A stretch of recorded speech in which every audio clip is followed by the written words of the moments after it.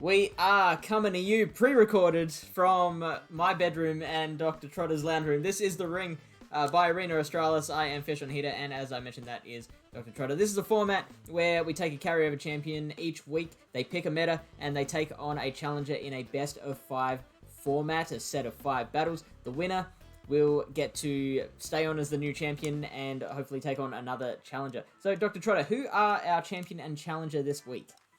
Yeah, so on a tear lately has been the champion from Brisbane, Queensland, Tazza.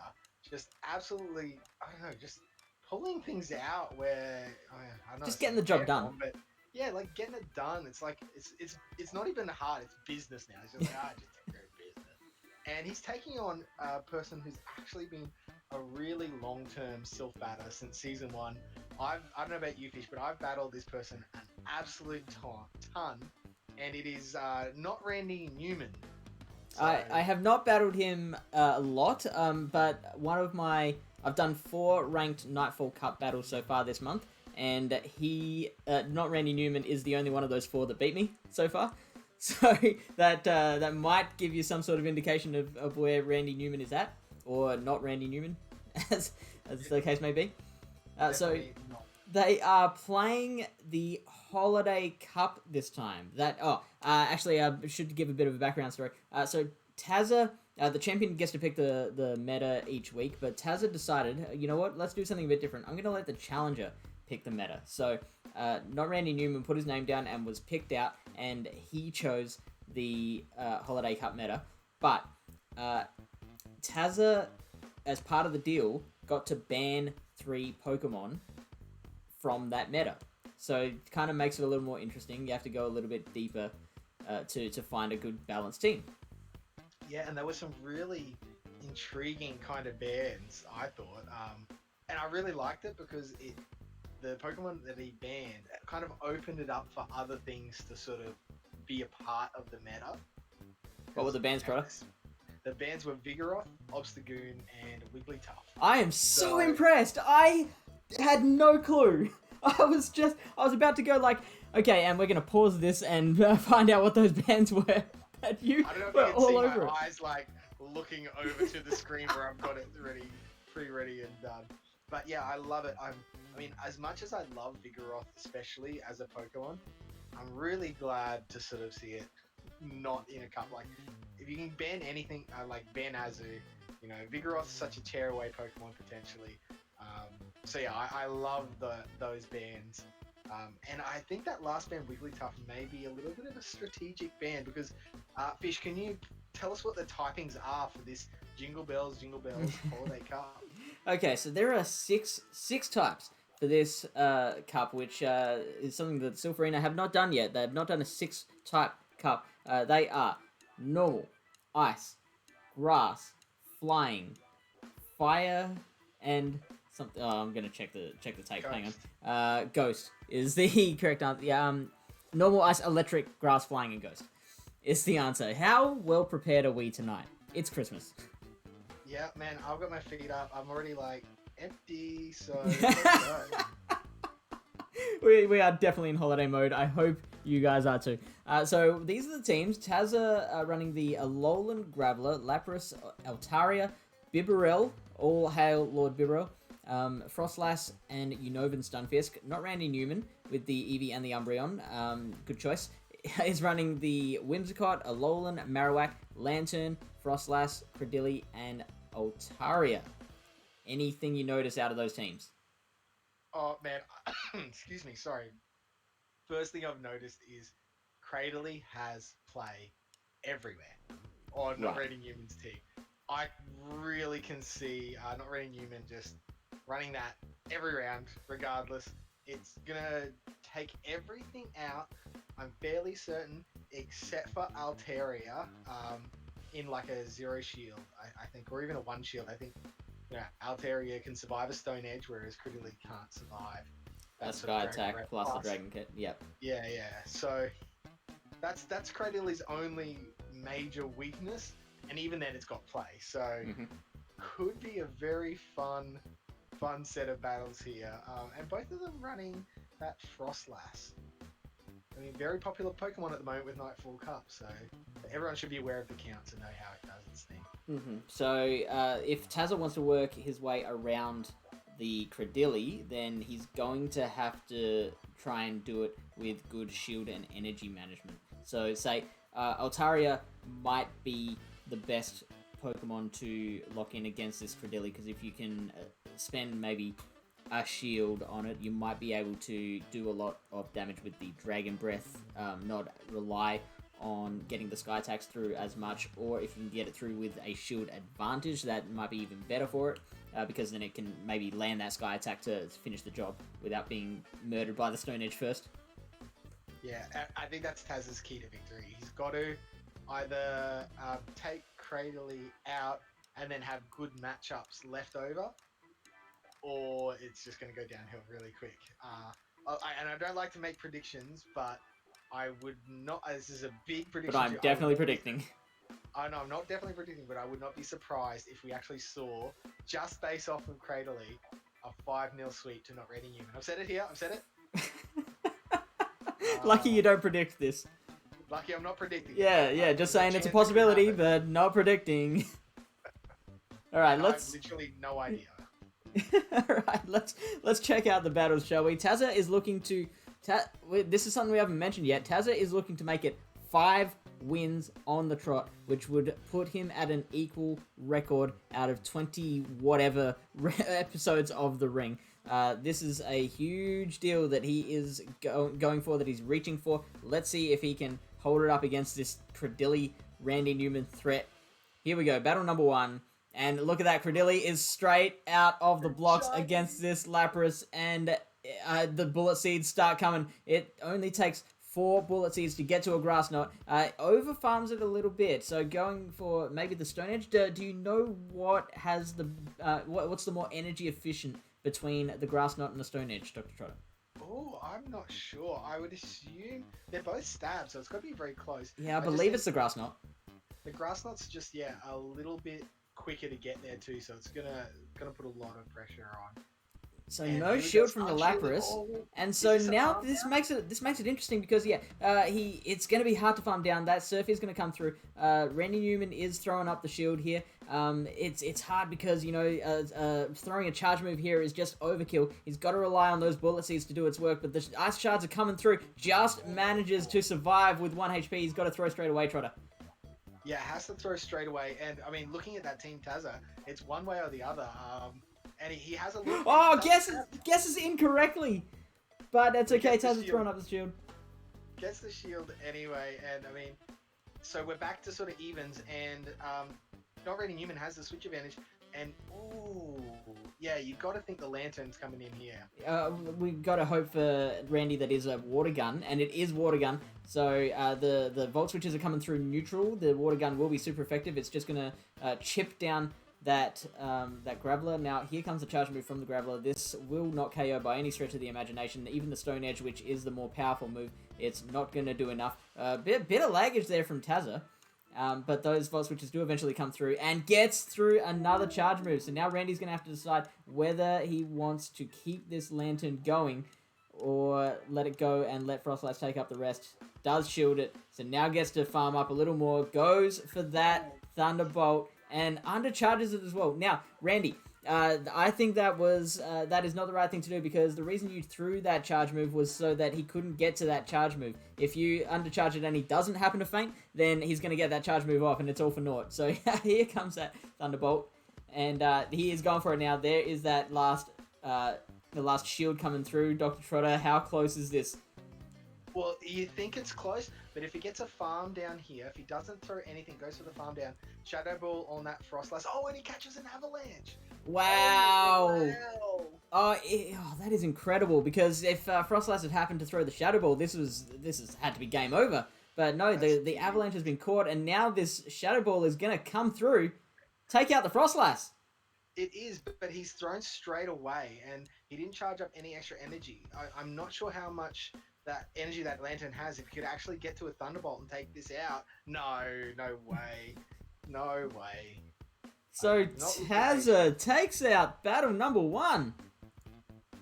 So those ice shards really added up on the Cradily. And I think the fact that not Randy Newman not throwing those grass knots straight away to put the pressure onto Tazza meant that the pressure was on him to shield, which put him at a shield disadvantage. Yeah, it's a little bit annoying because throwing the grass knot there, you saw how much damage a grass knot does. You're throwing a whole other grass knot to do that much damage. Now, admittedly, it's probably more of an issue if you know your opponent's got something to hard counter Credilli, but we know that's not the case. So maybe Credilli doesn't mind just burning the energy because it doesn't have anything that can really imminently threaten its life, if that makes sense. Yeah. It's hard. It's a hard one, yeah. So it's something I've found out from Nightfall Cup is when you've got that Abomasnow Stunfisk matchup, I really like it when the Stunfisk over farms because it lets me as my Abomasnow go, all right, I can kind of dictate, I can get up to the energy ball and then fake. I can kind of do what I want to. It just feels like sometimes, even though the energy is the same whether you throw it or not, it just feels that little bit different. And often when you're playing some of these matches, you do go off that gut instinct and that feel of it. So it does change things a lot, I feel. Yeah, totally. All right, so Tazza is up 1-0 against the Credilli threat. He is battle number 2. And we've got, Lantern against the Frostlass. So the Frostlass obviously has to land those Shadow Balls to do any real damage. With Avalanche and Shadow Ball being so close in energy, it kind of makes it less appealing to bait. Tazza is going straight for that Shadow Ball, and it goes through unshielded, so Randy Newman already on the back foot because he's going to need that for that potential Graveler in the back. Throws that Thunderbolt, and Tazza is opting to keep that Frostlass going. It will be able to get to another Shadow Ball to take out the Lantern, so if the Lantern wants to stay going, it really has to switch out and catch it with another move. There is the charge move, and baiting with the Avalanche, Dr. Trotter. Yeah, I love going for the bait here. And, I was going to say, did not really Newman fall for it, but yeah, no, even then, because he's going to get to this Thunderbolt, so he's either at an even shield and he's winning, or he's taking it out and getting, or he's going to be at a shield advantage. So yeah, lets it go through on Taz's side. So down goes Frostlass, and we've got that Lapras and Graveler in the back here.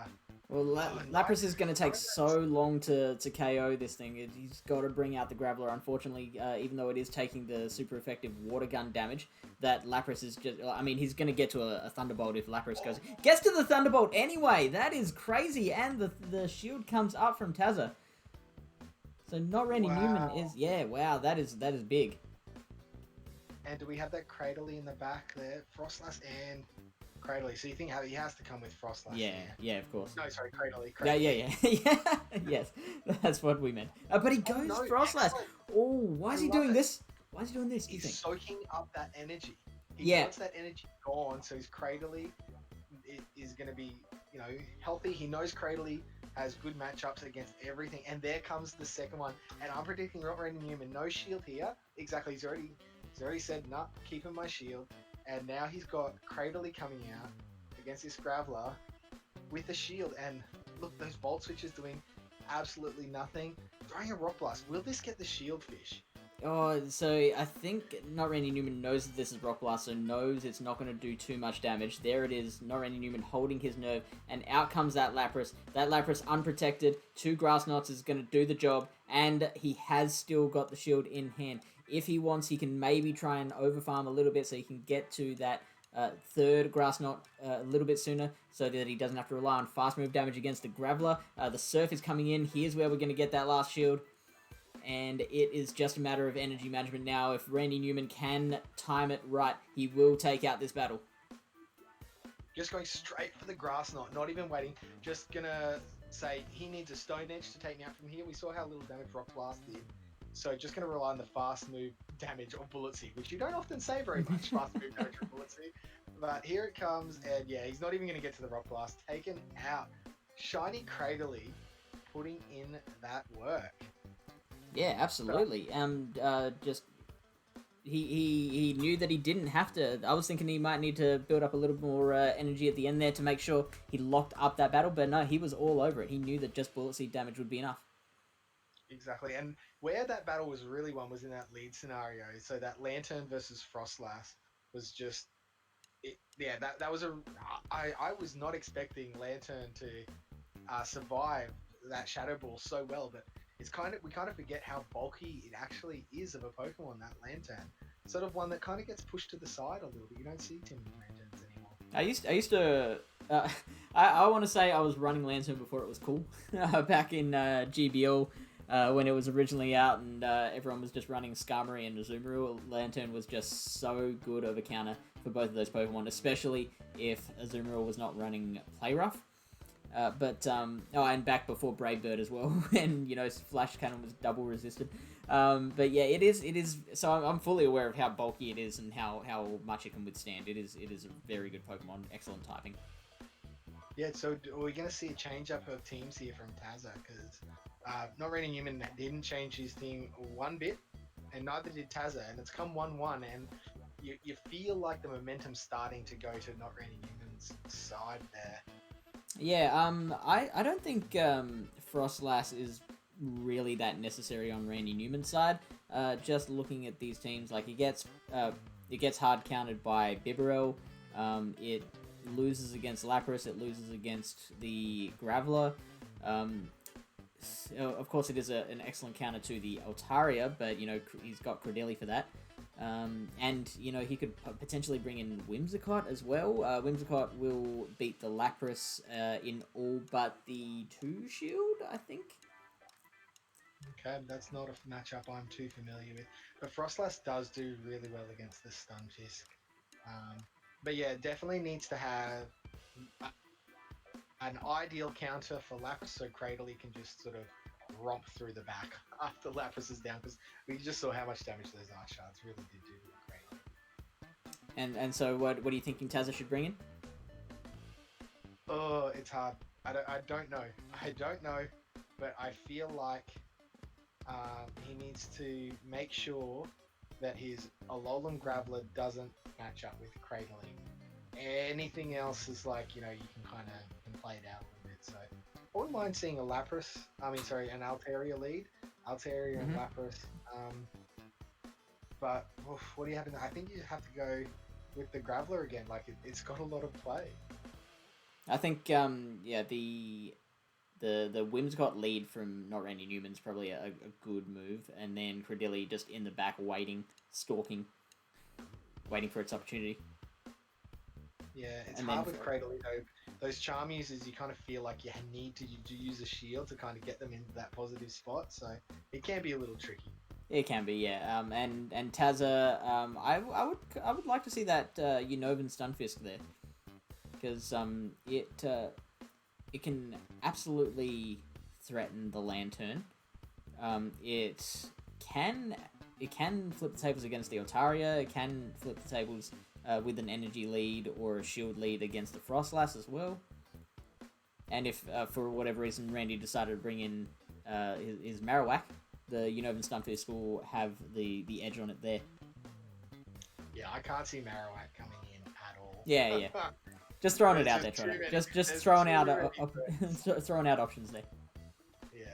I see a lot of very similar Pokemon and just sort of rolling and repeating, and it's just about getting that matchup in your favor.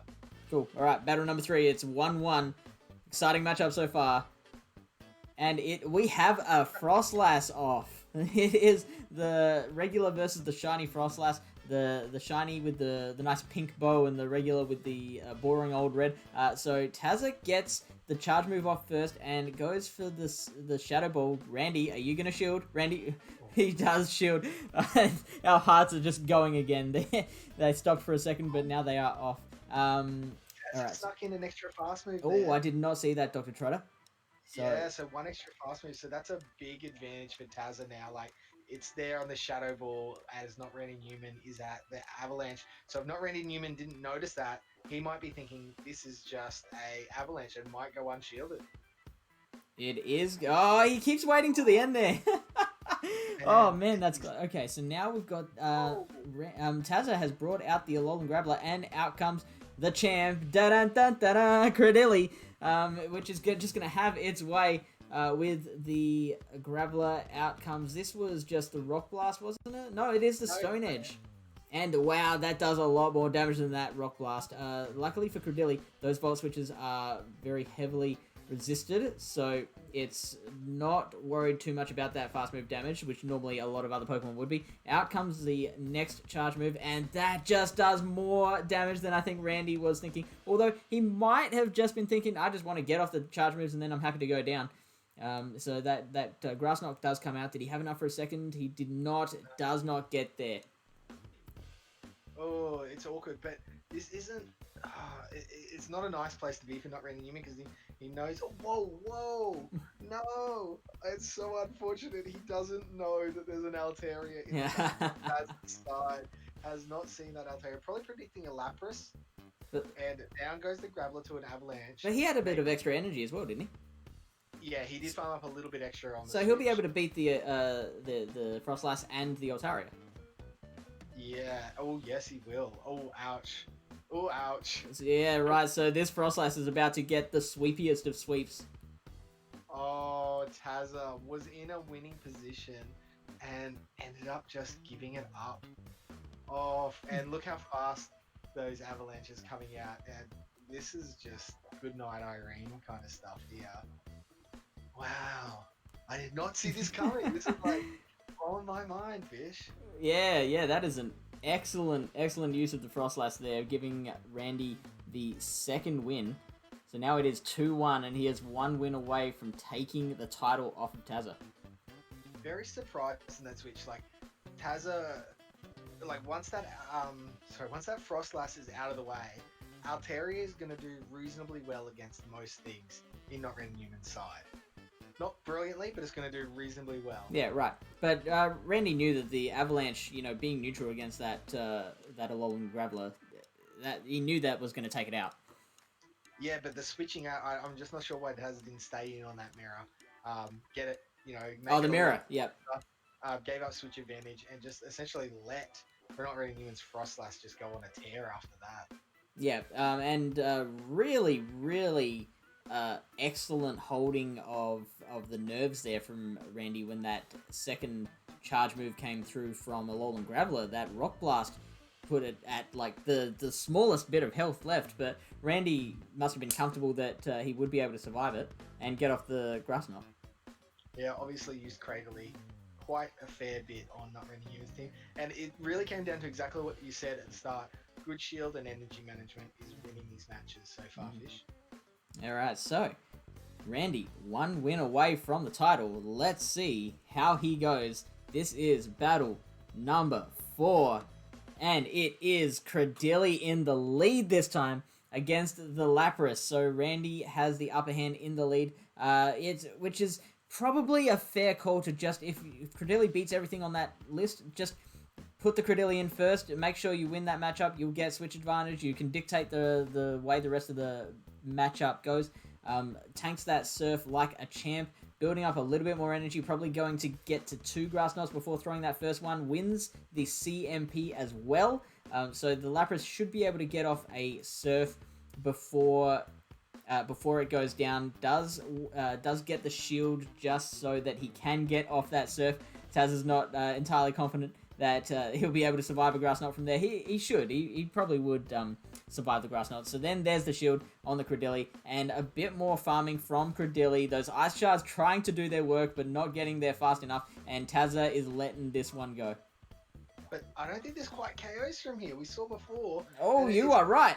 Last move damage. Is it a double KO? Oh, it is! Oh, so now what is going to happen? We've got the Lantern and the Frostlass, and the Frostlass and the Graveler. Okay, so Frostlass versus Frostlass would be interesting. The other two would be a hard counter situation. It is the Frostlass. Frostlass versus Lantern. So, Lantern has the better of this, or in the one shield. I'm not sure about this one, Trotter. What do you think in the one shield? I think in the one shield it is to not Randy Newman's favor because, oh wow, he shields. He didn't need to shield that because he can tank one charge move, whereas this Frostlass cannot take a charged move from this Lantern. From Lantern. So, yeah. So out comes a Thunderbolt, and even though it'll be close to the third charge move, I do think this Lantern will get there beforehand, and it's gonna be tight because that Graveler in the back only needs to land a Stone Edge, and the Frostlass is Gone. Oh, and an instant switch to get some energy here. Is this? Oh, is this gonna oh, work? oh! Gets the avalanche, which is enough, so that burns a lot of energy on Taz's side. Tazza will not be able to fire that last avalanche, and down it goes, and now out comes the Graveler. So who gets there first? I think Graveler's going to win. No, the Frostlass has got it. It's a tie, and Frostlass has that CMP tie, has the higher attack. This avalanche will not take it out, so the Rock Blast will come through. Oh, it does so much damage though. Oh, and no overfarm. He needed to farm up a little bit more energy. Oh, he tapped it at the same time, so he didn't have the choice. Yeah. Oh, what a shame. Oh, wait. So the Volt Switch will probably win that race, though. And he's almost at... I think he might actually be at a Rock Blast now. Yeah, there it is. Yeah, it's not going to be enough against Lantern, though. It's got so much bulk. Yeah, that's fair. So Randy is going to win this one by a couple of water guns. Oh, it's so close. But he gets there. I think that would have been one more Volt Switch, Dr. Trotter. Yeah, it was only one Volt Switch away from the Stone Edge, but Volt Switch, it's so frustrating when you're like there, and you're like, come on, go through, you're waiting for it, you're hitting that Stone Edge, and it just doesn't come. It never comes. A couple of weeks ago it was poetry, now it's singing. Dr. Trotter with his new variety show. So, Not Randy Newman is our new champion of the ring. Congratulations.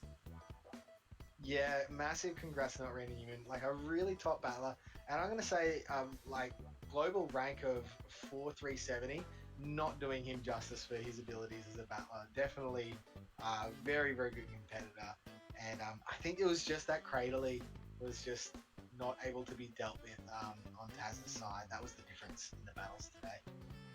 Yeah, absolutely. So excellent team composition skills, and you can win the battle in a number of different ways. One is your team comp, one is your resource management, and Not Randy Newman was good at both of those things. It wasn't just the team comp in the end.